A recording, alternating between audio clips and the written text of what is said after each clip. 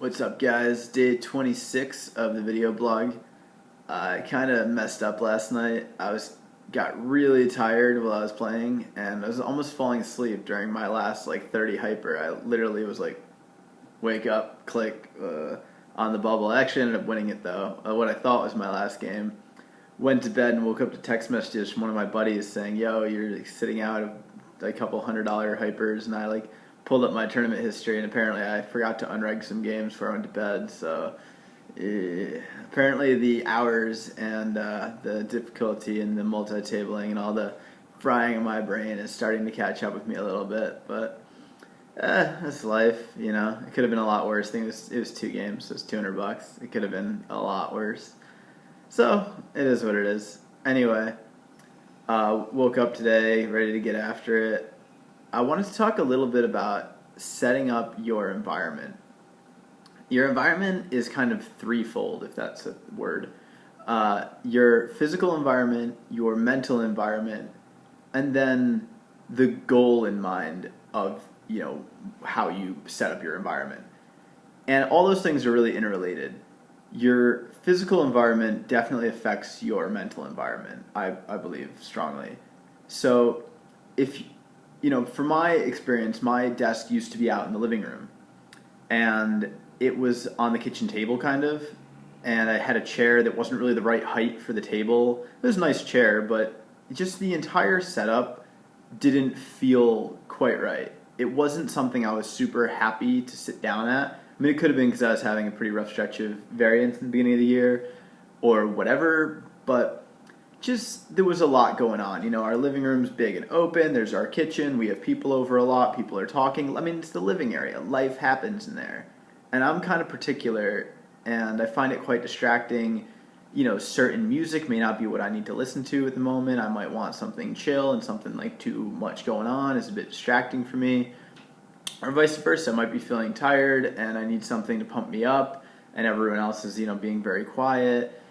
It really, I find that it helps to have kind of the ability to make your environment as you'd like it to be. It makes you more happy to be in your environment, and you can critique little things to make your environment more ideal. And also, you certainly have the absence of things that can drastically affect your environment, such as, just people being loud or rowdy, or if there's an argument. I mean, I never want to hear people arguing when I'm playing poker. That's just unacceptable to me. And I don't consent to argue with anyone while I'm playing poker. And happily, if I'm in my room, no one can bother me. I think people understand if you come into somebody's space, that and see them working, that's kind of their environment. You have to be cognizant of what's going on. But if you are in a kind of a common area, I mean, a lot of poker players live with houses with other players, or maybe you live with your friends, and your friends have girlfriends and people and whatever. If you're in a common area, you kind of have to accept that people are going to act how people act in the common area, and you can't really get upset at people for being themselves and living. But if it distracts you, which it may not, but it does for me, you should make an environment where you aren't going to be distracted. And, it's tied to your mental environment. You need to be able to focus. And some people have a different ability to focus than others. Some people it comes naturally. Myself, I work at it a lot. I meditate. I read things. I do basically anything I can do to hack my brain to pay attention better. I don't think it necessarily comes super easy for me. But it's okay, because the fact that it hasn't been easy has caused me to work harder at it. And someone else who may naturally have a better propensity to pay attention may never reach the same heights of ability to pay attention because they don't work at it, because they didn't feel like they had to. Anyway, that said, if your environment around you is chaotic, that's going to kind of create a chaotic headspace for you. And like I was saying, with the ability to adjust your music or listen to kind of whatever you want to listen to, you can set your aesthetic environment to create the kind of mental environment you want. For me, usually I like to be quite tranquil, so I put my desk near a window, I crack it, I get some fresh air, I light a candle or something. It might sound weird to you, and that's fine, but that's what kind of works for me. And I play some chill house music or something, and that gets me in just a happy, content state to sit there and click buttons on an Xbox controller for 12 hours. And, sometimes if I'm feeling tired, I might stand up at my desk and, pump my music up and dance around. And that's just me. And that's probably pretty weird to some people. That's fine. But it's cool that you can make your work environment, especially if you're fortunate enough to be a poker player, whatever you want it to be, whatever's conducive to your mood that day, whatever's conducive to your goals. I just think it's pretty fortunate. I mean, some days I sit here in, gym shorts and a t-shirt and just revel in the fact that I don't have to get dressed up to go to work. I mean, that'll probably be the theme for November since I'm growing out a wildebeest costume. This is wildebeest for me. I'm not that furry a person, but some days I dress up nice, even if I don't have anywhere to go, because it just kind of fosters a mindset of being successful and having direction in life and just feeling confident and, like I'm really on a path and, doing something productive.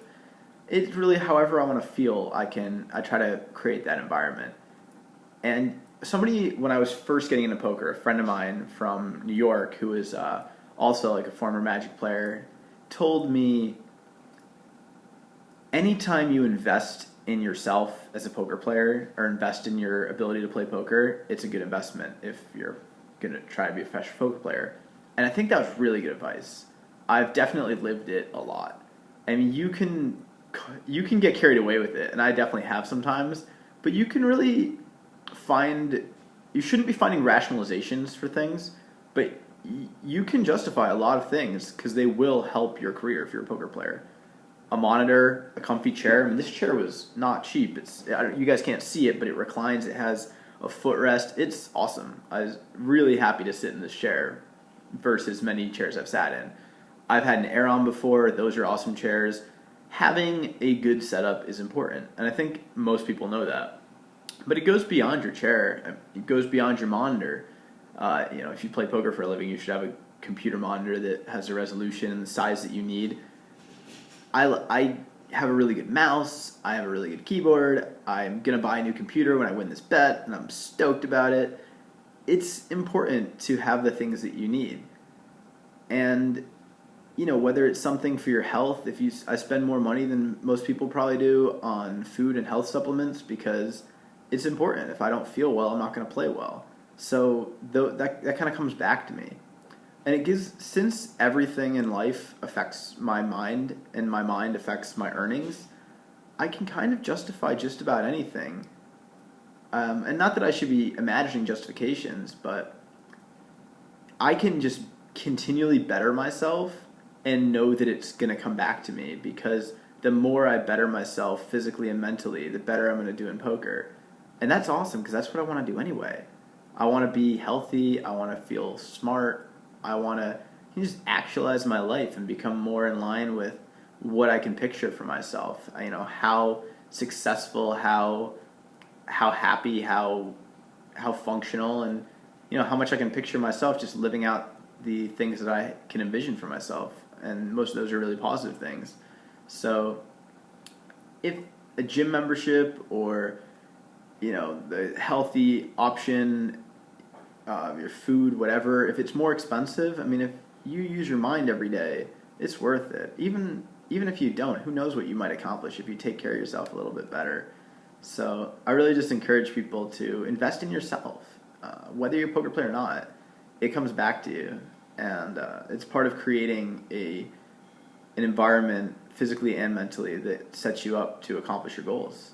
And I think it's really important. So I hope I've done that. I'm going to get to work. Hopefully I won't fall asleep and sit out of any tournaments because that's probably not the most profitable strategy. I wish you guys a good day, and I'll talk to you again soon. Thank you. Day 26. Let's go.